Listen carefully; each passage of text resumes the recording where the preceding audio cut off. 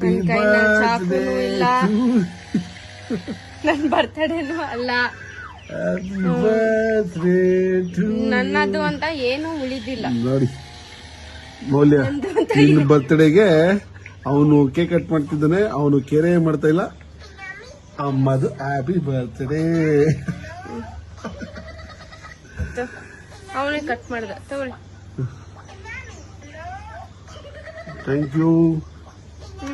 ತಗೋಪ್ಪ. ಏಯ್ happy birthday ಅಮ್ಮ ಅನ್ನು. Thank you. Hello hello, happy birthday ಅಮ್ಮ ಅನ್ನು. ಇಂದಿನ ಸಮಾಜ, ಇಂದಿನ ಮಕ್ಕಳು ಕೇಕ್ ಒಬ್ರು ತಿನ್ಸ್ಲಿಲ್ಲ, ನಾನು ತಿನ್ಸೋದೆ.